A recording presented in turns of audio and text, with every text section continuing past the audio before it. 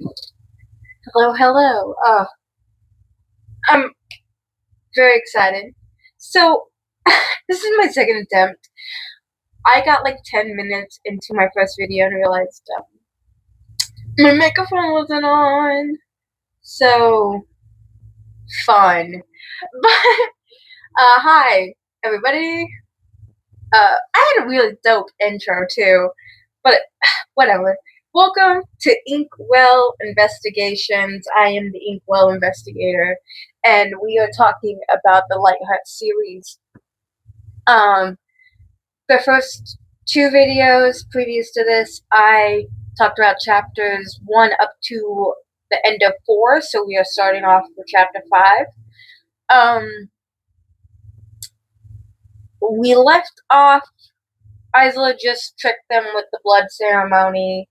I believe she just got taken to what will be her bedroom, and by her attendant, who is a Skyling, who is very hesitant of her. And Miss Raven's gonna come up here. I want to brush her every now and then. I'm sorry. She has like matting because she's old and can't clean herself properly. So multitasking. But let's start off with chapter 5. It is called Grim. The next morning, when Isla attendant knocked on her door, Isla was ready. Isla wasn't allowed weapons, but she was allowed a trunk of belongings. Just nothing stabby. She applied kohl to her eyes in perfectly arched streaks.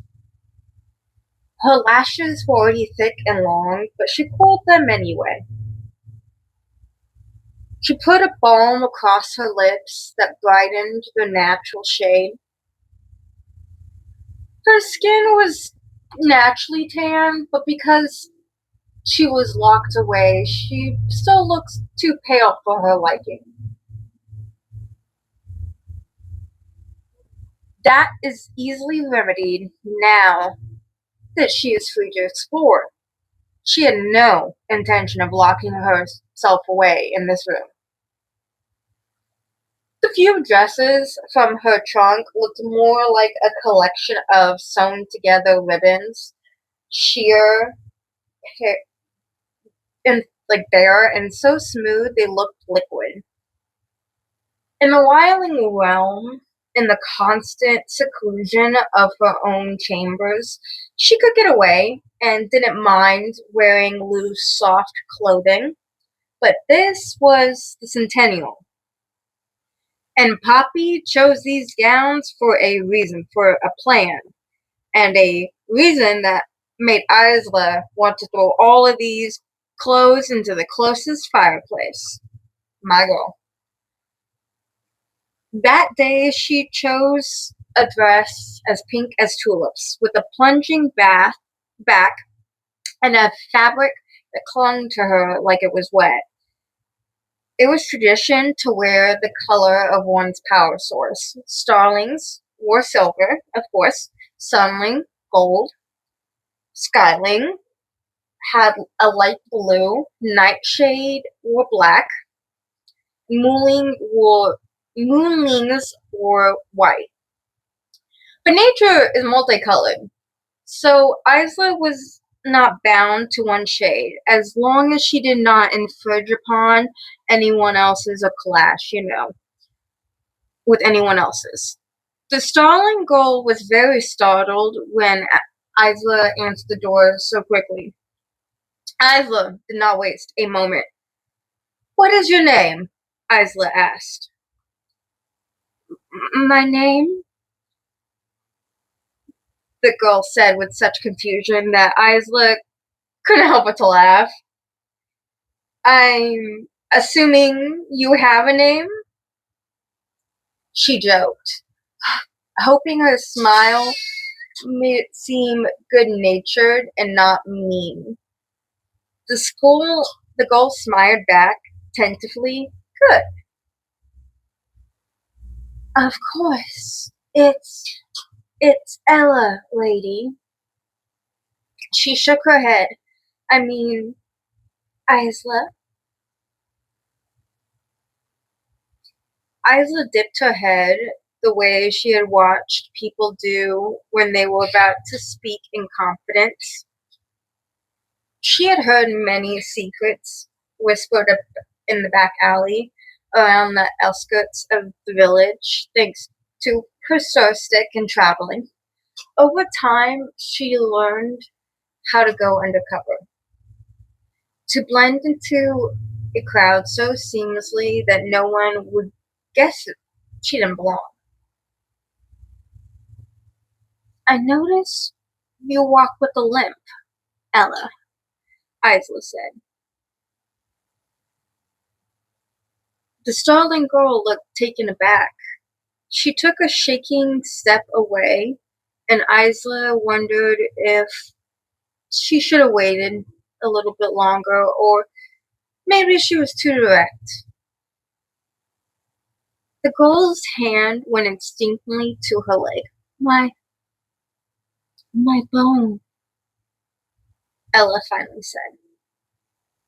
It broke a while ago and never healed right. Isla frowned. Aren't there mainly healers here that could help?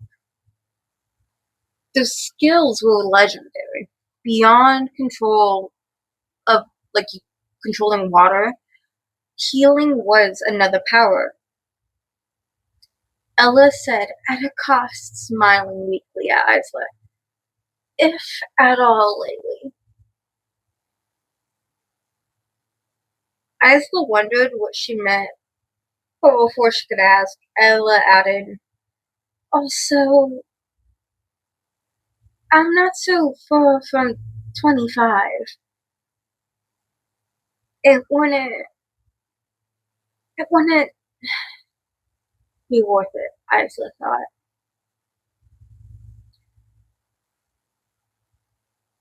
Even with Celeste as her best friend, sometimes Isla forgot about how cruel the curse really could be.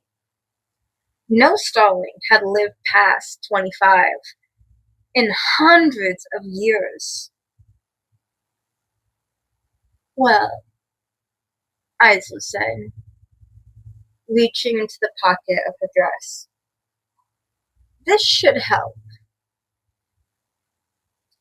She handed over a tub of paste, a whiling healing elixir made from a specially made flora plant, the same potion she used to heal the cut on her palm from the ceremony the day before.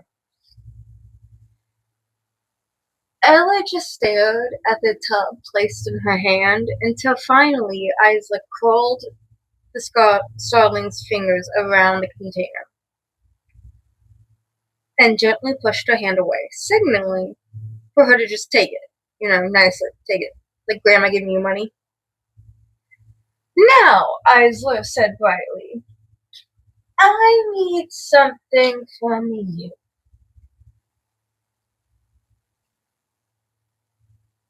With the means to getting regular meals delivered to her settled, Isla set off to the marketplace. An invitation from the tailor that Ella had brought in her hands. Before participating in any of the 6 demonstrations, she needed new clothes. A girl ain't gonna work in that. There were only so many outfits that one could pack, and Poppy, she had a mission. Every ruler was gifted a custom wardrobe. Today was Isla's appointment to get fitted. She heard Poppy in her ear. Your dresses are your armor. Your tools are your weapons. They were the tools of a seductress. It was the role Poppy had trained her for, as the first step of her guardian's plan, which Isla had no intention of actually following. She might not have powers, but that didn't mean that she was powerless. She could blend in, listen, hide, strategize, all skills that her and Celeste's plan required. Ella insisted on escort,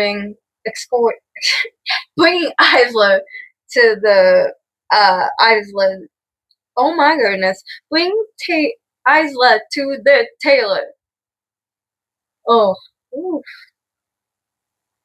I swear. She was told about this city and this tailor by the woman before that she would sneak out and meet who perished from her land. Isla insisted on going alone because it gave her good opportunity to kind of scope out and watch the islanders from a distance unnoticed. With 3 words, that plan went right out the window. Yeah, buddy. Grim.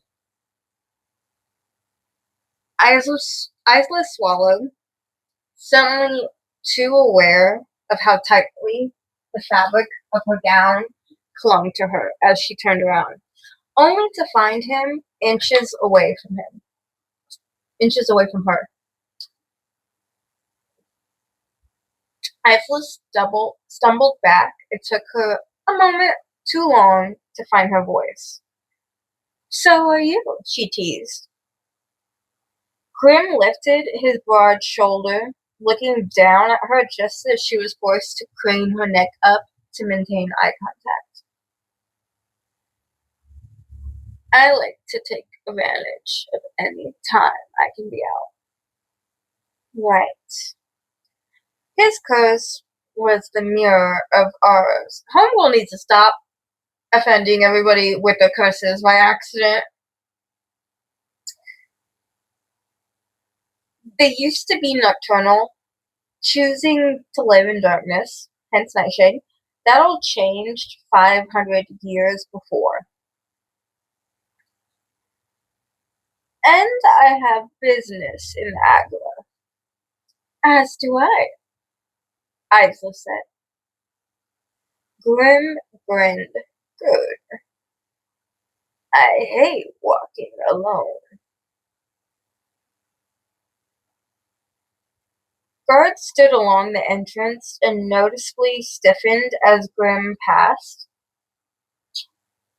Isla tried not to think about all the terrible things she had heard about nightshades. About him in particular. She tried and failed, and though her chin was held high, her legs went boneless beneath her. Tarot always said they were the most dangerous of the realms. Nightshades drew power from darkness, while all others drew from light. Rumor of their ability were bounded. The power to disappear, move through walls, spin nightmares, wield darkness itself. Grimshaw had a reputation. There was a war between Lightlark and the Nightshade decades before the curses were spun.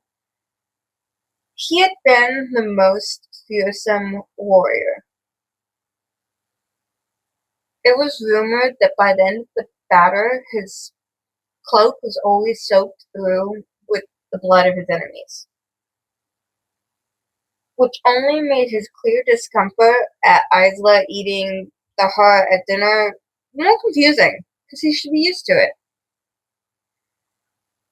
Despite Grimm's skill, Lightlark won the war, and a treaty was made. There was peace among all realms for a while. Then the curses were cast, and most were convinced Nightshade had spun them in revenge. Isla didn't know what to think. Nightshade also suffered a great loss thanks to the curse. The realm's leader, Grimshaw's father, had died for the prophecy. His son came into power immediately, back when having an heir was normal. Sorry, her hair is getting all in my nose. They weren't allowed to anymore. Rulers attended the centennial at their own realm's risk. Isa knew why she was on the island. Grimm's reasons were more of a mystery. If the rulers of realm wanted anyone dead more than Isla, it was Grimm. He would find no allies during the centennial. Winning the prize of the power promised would be nearly impossible without true partnerships. So why attend? Why even take the risk? She wondered what he even wanted. A knowing grin overtook his face as he studied her right back. His black hair was smooth and on his pale forehead like ink across a page. Deciding if I'm a villain. Isla narrowed her eyes at him. Can you read minds? His head knocked gently from side to side. Not really. I can read flashes of emotion. Fear, anger, curiosity. Isla's next breath was as unsteady as if rocks had been piled in her lungs. She was very much an imposter, a powerless ruler in a pack of wolves. She was skilled at playing the part of a rivaling ruler, of keeping up the facade, but her emotions were far harder for her to control.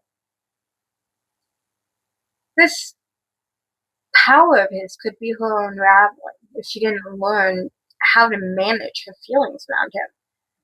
Mind abilities were very common in nightshades, and it's part of what made them so dangerous.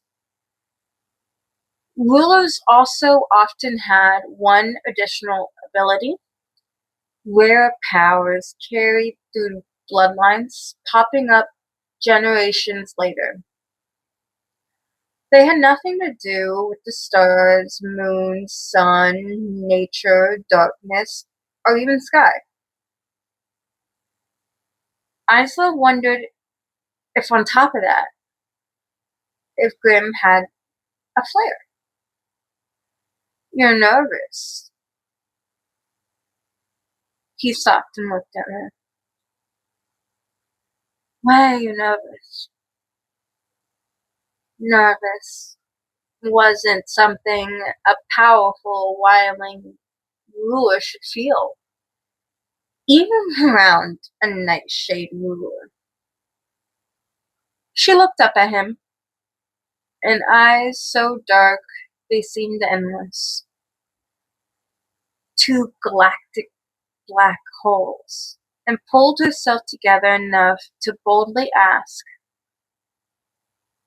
Do you have a flare?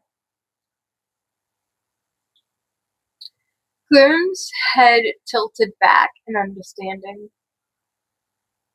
You're worried. I have an ability I'm not telling you about.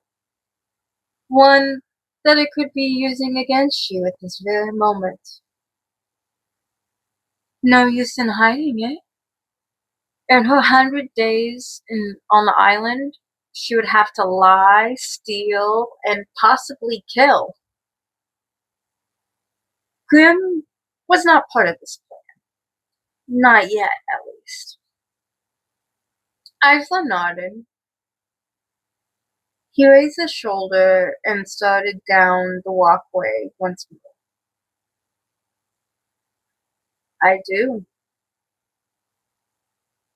but it's something I will keep to myself for now.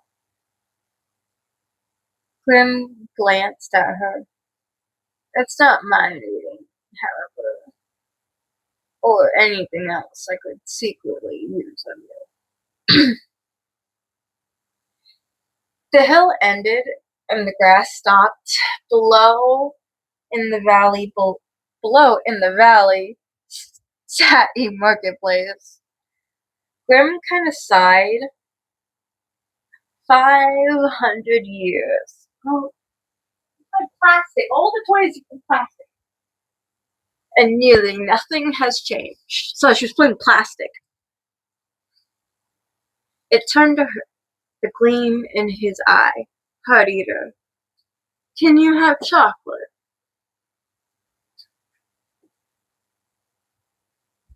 Isla tried to keep the hunger off her face. I can eat my weight in it. My Islander flooded the marketplace, pockets clinking with coin. The hubbub was unnerving. The Centennial was a deadly game. Didn't they understand that if the rules were successful, one of the realms would perish? Weren't they afraid? It seemed that the 100 days of sunshine outside of the storm outweighed any terror. The agora was made up of tiny houses, all pushed together and different as each of the realms.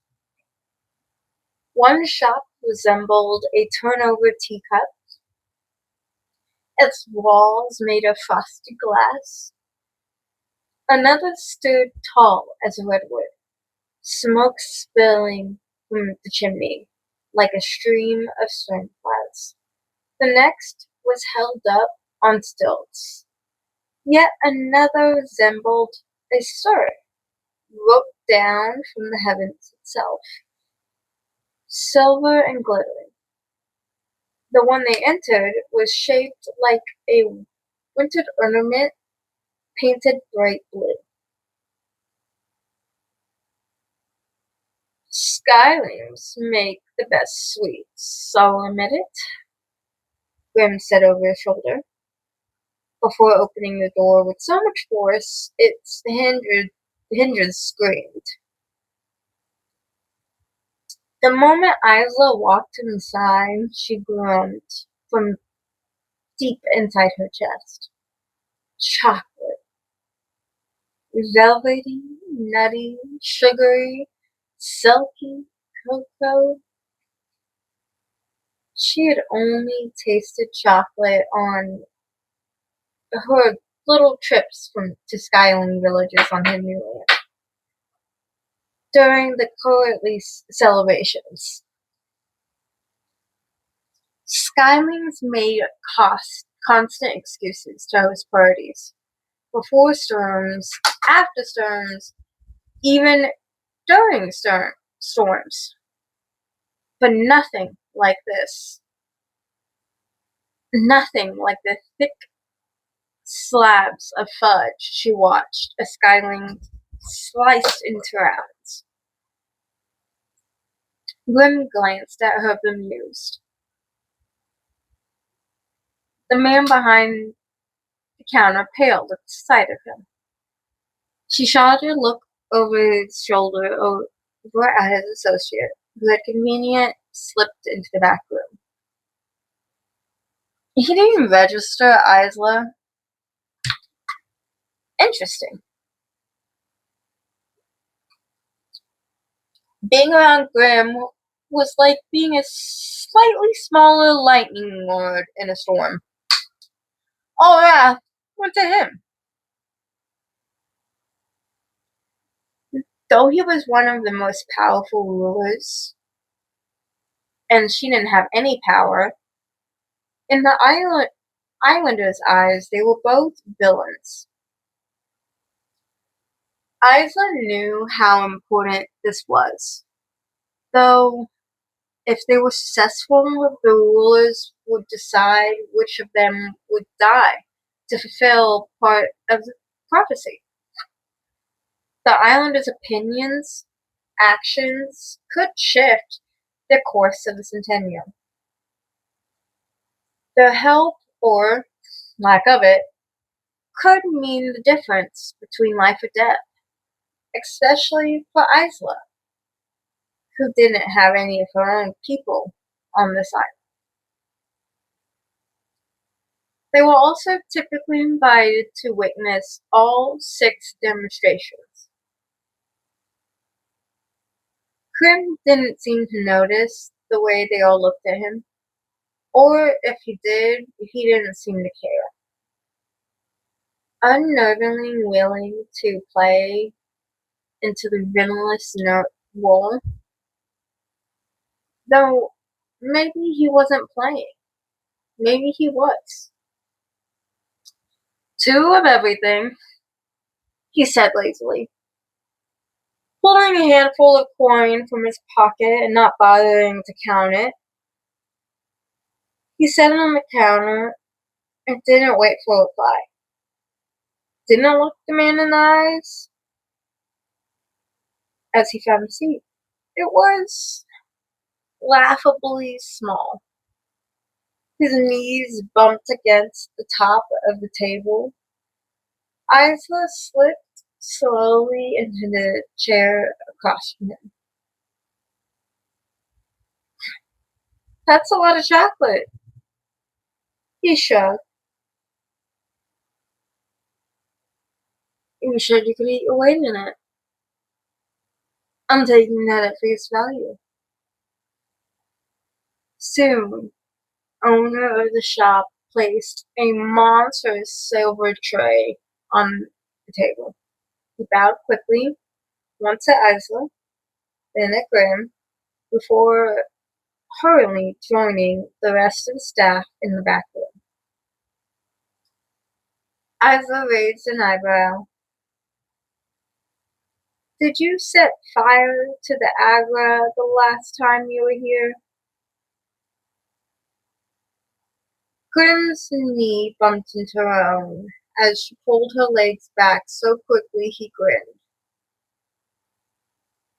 Let's just say the Islanders' memories are long. Before she could ask for clarification, he plucked a truffle between 2 enormous fingers. Try this one first. She took it, chewed it, and her eyes bulged. Divine, isn't it? Isla sank into a chair, her head lolling back. She shouldn't be wasting precious time on chocolate tasting, but getting another nightshade, perhaps getting him to trust her, could be useful. She closed her eyes, caramel on her tongue. Wake me up when all of this is over. A chuckle. Eyes still closed, she felt something rough against her lips. Open. She did. Grim dropped another truffle against her tongue. This one had a cream filling, a hard outer shell. I've tried every single one he offered. The fudge, the mint thins, a banana butter bar, everything except the chili pepper powder praline. It's not that spicy, Grim said, pouring one carelessly into his mouth. He shrugged. It had to be nothing more. I like my tongue functioning, thank you. Grim strung his long fingers together and rested his chin on the bridge they made. So you'll devour hearts and blood, but not a chili custard chocolate. A joke, but dangerously close to the truth. Fine, she said, mumbling something else under her breath that made him grin wickedly. Isla put the chocolate in her mouth and instantly regretted it. Her eyes watered, her mouth burned, her tongue immediately swelled. She spit it out, forgetting any manner, not even caring that the shop owner was just looking at them through the kitchen window. Her nostrils flared. Ew, she said between deep gulps of water, which just made the pain even worse. Grim laughed and laughed and laughed. That stupid dimple bright on his face. He tried to say something, then laughed some more, not stopping even when he got up, even when he used his nightshade ability to walk through the counter as if it was nothing and help himself to a jug of milk. Not even when he placed a glass of it in front of Isla and said, "Drink." She stared daggers at him the whole time, so desperately it dripped down her chin in the front of her dress. Villain indeed. Demon, she said meanly. Here's an eyebrow. Not quite. He frowned at her dress. We'll have to replace that. You're heading to the tailor now. And you know that how? He only answered once he was out of the store. I was also offered a consultation with the Lightlark tailor. I'm guessing your wardrobe doesn't have much range. Grim frowned down at his black shirt, black pants, black boots, and black cape. I told them that I'm capable of dressing myself. The streets were filled with dozens of torches, dug into the stone, burning even though the day was warm and the sun was out. Some guards seemed to be in charge of keeping them lit, flames crawling from the furnace. They reached a shop with crystalline glass windows, each pane cut in an emerald shape. Inside sat a rainbow of violin colors, spools of fabric, ribbon, thread, and piles of pins. All for her. Enjoy, Graham said Martin, and then he was gone, vanished, there one moment and gone the next. A chill tripped down her spine. What would it be like, having a power like invisibility? She entered the shop, the bell rang, announcing her presence. A young strolling man with pins stuck into a cushion on his wrist froze. Isla waited for his eyes to widen in disgust or fear, but the tailor bowed gracefully. Isla, ruler of Wildlings, pleasure. What happened to your gown? Before she could respond, he lifted a hand. Not to worry, I only used giant spider silk in my shop. It doesn't stain, strong as steel, and the fit is on parallel. He motioned for her to step onto the platform. Preferred colors.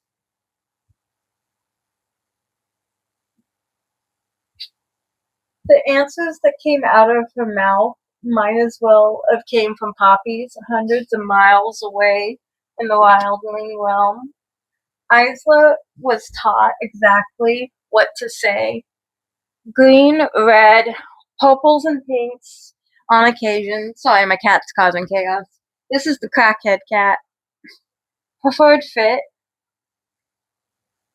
tight, length, long. He examined her. How attached are you to this dress? She looked down at it and shrugged. Not especially. Good, he said, and snapped his fingers. At once, everything in the shop floated. Thanks to Celeste. Oh my goodness, all the cat fur. Thanks to Celeste, Isla knew all of this power well. Starlings channeled all of their powers from the stars, allowing them to move objects. He pulled a ring from his finger, and a spool of blood-red fabric flew across the ground, wrapping around Isla, and they flashed so fast it replaced the pink she was wearing before. And she only realized it when she saw her old dress and ribbons on the floor. The red wrapped breathtakingly tightened breathlessly around her waist. Ugh. Flying nails and needles sewed at an impossible speed. The tailor directed it all, like leading an orchestra, hands moving gracefully in front of him. Another sheet of fabric formed a silky, gauzy cape. A bodice was expertly crafted around her, and she was tied tightly into its corset, sucking her breath. In seconds, she was in a new, beautiful gown.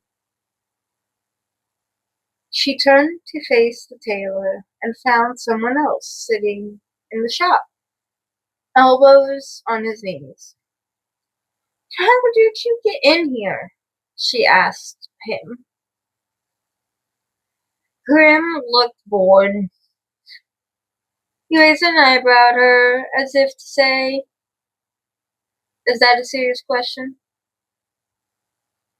The tailor eyed him, remaining surprisingly calm compared to the other islanders they have encountered.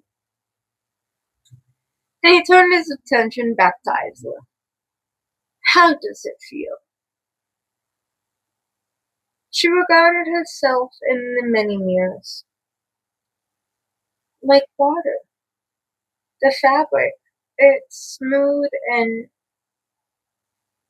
beautiful as a rose petal. Giant spider silk ruler. I'll get to work on your wardrobe. Keeping her voice as low as possible, and shooting another look at Grim's direction, she said, if it isn't any trouble, in addition to the dresses, I require something more suitable for fighting. Pants, armor. My girl, Those instructions came from Tara. As Tara wrote down some notes, she peered behind him, getting a good look at the bathroom and the lock on the door. The tailor placed his hands perfectly together, as in prayer. He did seem to worship clothes more than most people do the rulers. My pleasure. I will have everything sent to the castle shortly. Isla thanked him and glared daggers at Grim as she left the shop, knowing he wouldn't like it. Sharing chocolate had seemed put some of her fears about nightshades to rest. Part of her was surprised that she felt so comfortable around him, especially on a man after only a few days of knowing him. And perhaps that was just what he wanted, for her to let her guard down. Could you be less of a creep? She said. Grim's expression turned serious. If you would like me to leave you alone, then I will.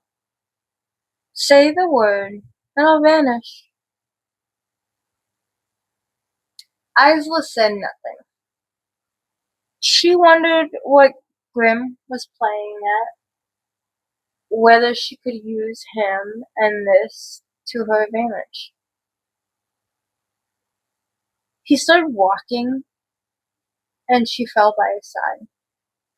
Islanders turned to stare as they passed, and looked for her just as long as they did Grim. She supposed she stood out in her red dress, so bright against light blue, white, and silver the day Dwellers Island wore, like blood splattered in the marketplace. You're curious again, Isla. She didn't meet his gaze. Don't read me. It's rude. He laughed. It's not like I can help it. Isla gave him the fame all-powerful Nightshade ruler can't control his own abilities? The corners of his lips turned dubiously. Fate? Well, at least I know rumors of my greatness has reached even the wildlings. He looked down at her, and the smile faded. I'm glad you're having armor made, he said, pulling something from his pocket. It was a sheet of gold foil, the same paper her invitation arrived on. Oh my god, I'm sorry, tongue twisters. He said that his demonstration was first, returning the card to his cloak before she could make out the words. Lean low, lips getting dangerous closer to her ear. You will also need a sword. A good old-fashioned ball. Yeah. Punch the gods. Love it. The chill from his proximity has disappeared, and so did he. And Isla was left alone in the market, wondering why the ruler of Nightshade was helping her.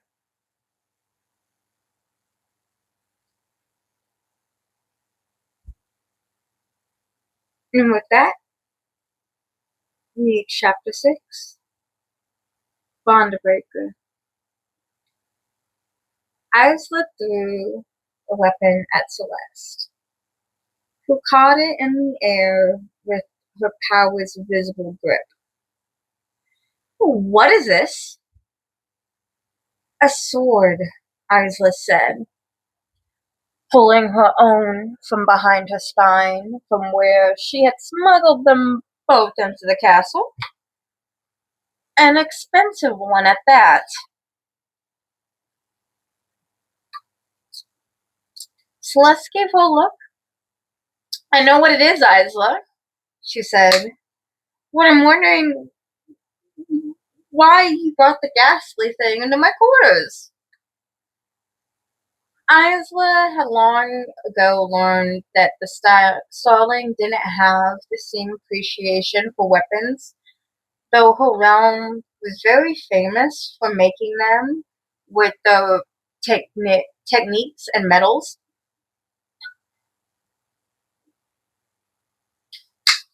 But why would she? Because Celeste had the power of energy at her fingertips. She could wound anyone from across the room. In her eyes, a sword was a clunky misuse of iron, which Isla imagined was exactly why Grimm had chose a duel as his demonstration. Well, he didn't say the word duel, but with his clues, he might as well have just said so. Our first trial is a duel. We won't need this. Celeste kind of crinkled her nose, as if she smelled something foul. And who exactly told you that? Grimshaw. Celeste blinked. Is that who you were with this whole time? No, just for a bit. Why? Celeste gave her a look. Really, Isla? She didn't need to say anything else. Grim was bad news. Dangerous. Untrustworthy. I know. But I got this information, didn't I?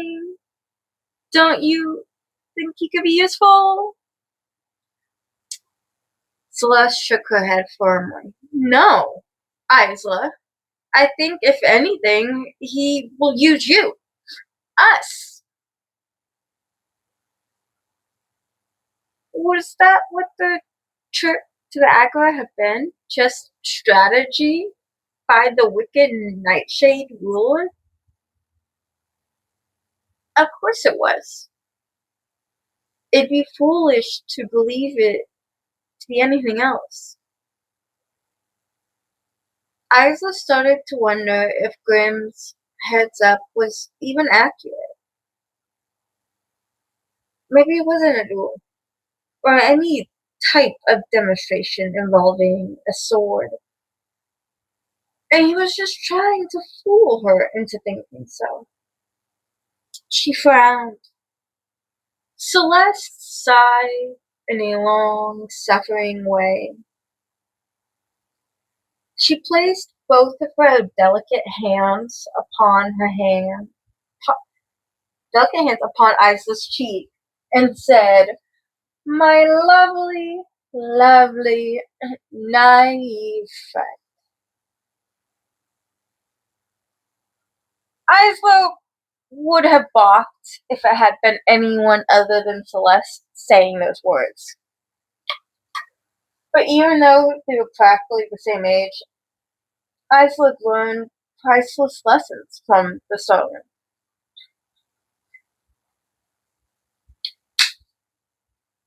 Celeste took her under her wing when she had no one other than Poppy and Tara.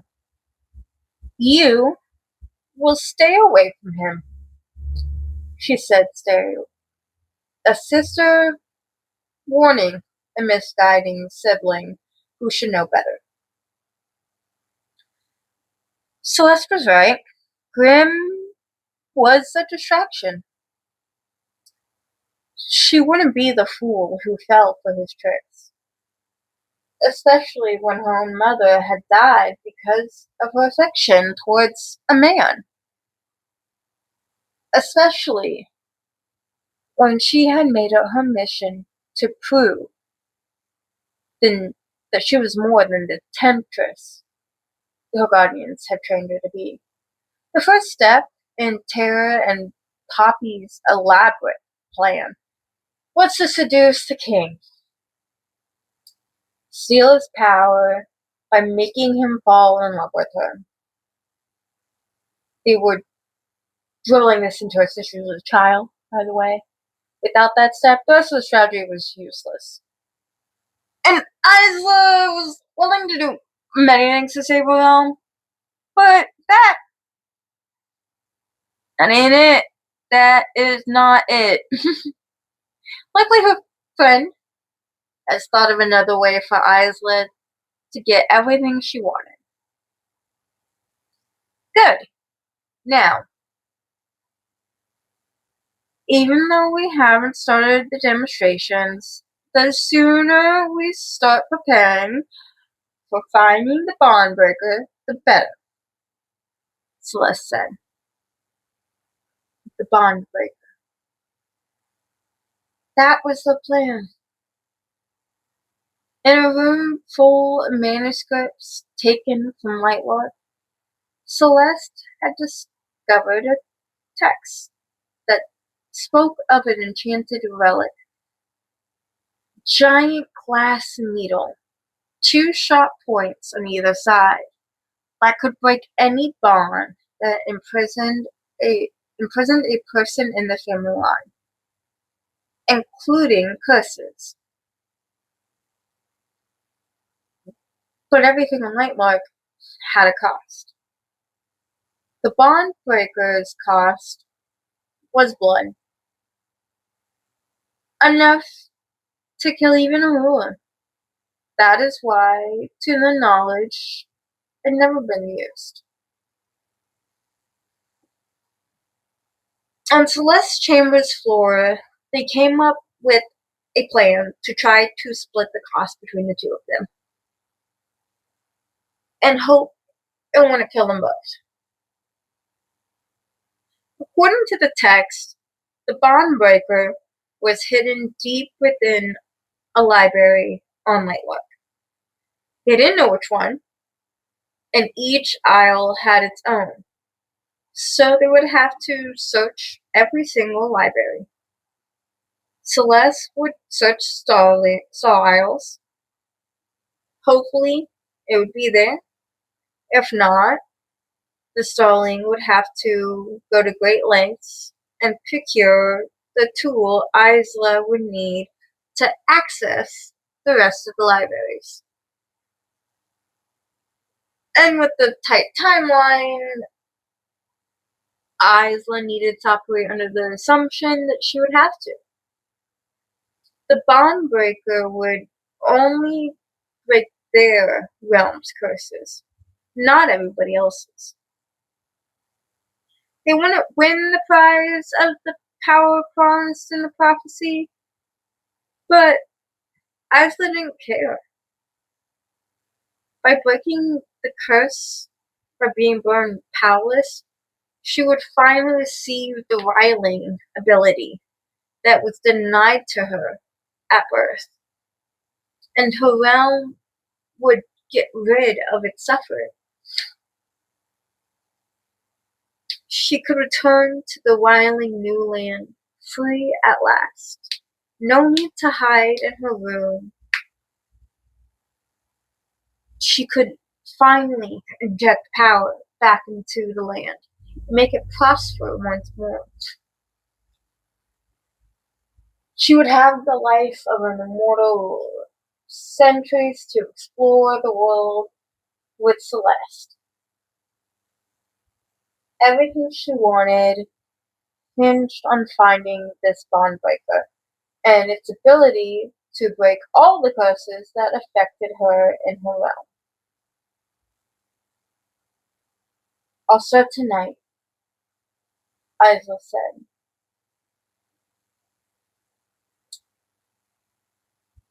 To secretly search the libraries on Sun Island, Moon Island, and Sky Isle, Isla would need to blend in. Her dark hair would be very much the first giveaway to her identity, but she had arrived prepared. Before leaving for the Centennial, she snuck in to Poppy's quarters. Wiling elixirs ranged from healing remedies to enchantments to beauty products. Creams that tinted one's lips or cheeks or even temporary hair. She would have to mix the right color herself, which would be a challenge, but at least she had the material. Clothing was the other problem. Far past midnight, she crept out the castle. She committed landmarks along the way to memory. The abbey with the giant single stained glass eye.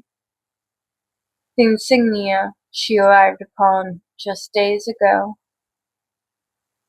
A pile of ruins that she liked to think might have been a lighthouse powered by sunling beams. She read about those in one of the very few books she was allowed. Tara learned early on that Isla liked to read, so she used books as incentives. If Isla didn't complain about her knuckles or sore muscles or wounds, if she didn't complain during training, if she mastered a certain fighting technique, if she threw her throwing stars right at the marks, she was rewarded with a trip to the library. Isla cherished them, wrote her favorite lines down on paper, felt pangs of grief when she was forced to give them away in exchange for another. Only one book at a time, her guardian told her. Don't be greedy. She stopped just short of the Agora, surprise making her still. The marketplace transformed when the sun went down. Most shops were closed, the windows dark, but the ones that were still open were open, just as the Wiling elders had described. Somehow, some of the stores had turned inside out, the walls completely folding out into the streets, no doors to be seen, the ceilings stretched out and wide like a fan. Patrons walked freely inside pubs and moments later out, holding foaming, overflowing drinks.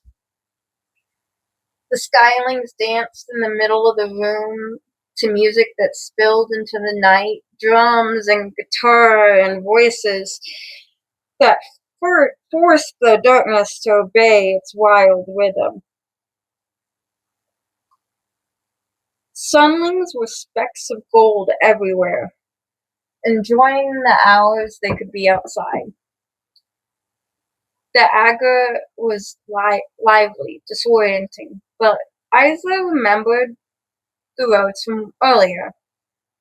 She took a back way, choosing alleys instead of main streets, following the lines of lit torches until she ended up at the back door of the tailor.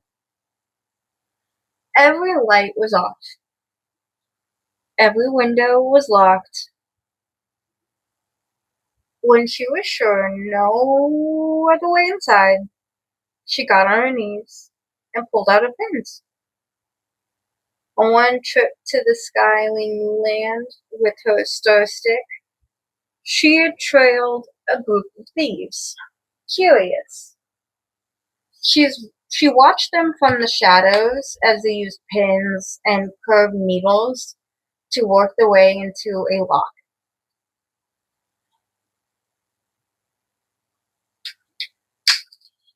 A skill that she used to break into Poppy and Tara's rooms later, and also breaking out of her own room.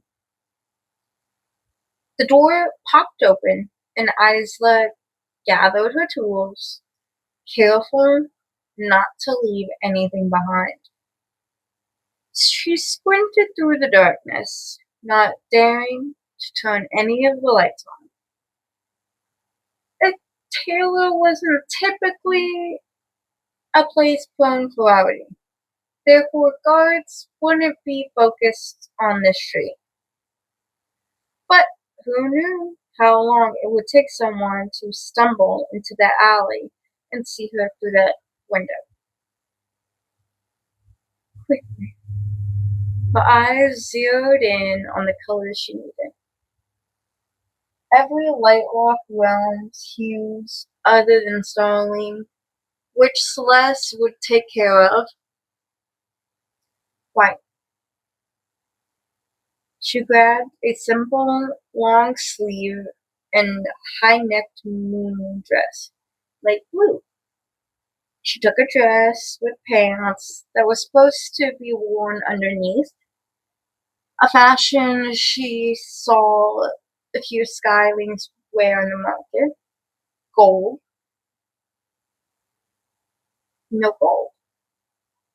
Come to think, she didn't remember seeing the color in the store either. Did Sunlings not use the same tailor? Why not? A voice at the window sent her to the floor. Two friends were leaning against the door, laughing merrily, clinking glasses together. She crawled to the wall and put her back against it, determined not to make a sound. Half an hour passed before the men moved along, and Isla was gone moments later, careful to close the door on her way out, hoping the tailor would assume he left it unlocked by mistake. With an arm full of silk, she returned to the castle, one step closer to the bond breaker. And with that, we end today's video. We will pick up on chapter 7 next video. I'm so excited. Lots of thoughts. But like, this is the issue: is I I don't want to say anything because I'm one of those where if I get into it, I'm gonna spoil it. And yes, I know this channel is spoiling the book, but like, I don't want to spoil the spoil. Like, going back and reading this series and talking about this series, I pick up and realize so many details that when reading it the first time around, I was like, ugh, why did he do this? Or why did she say this? Or why was this like this? And now knowing what I know, it's infuriating. Because I'm like, it all makes sense. You did such a good job on fixing all of it. God. But it's amazing. Grimm's actions definitely make a lot more sense now knowing what I know. But I am still Team Oro. All the way, I will always be Team Oro.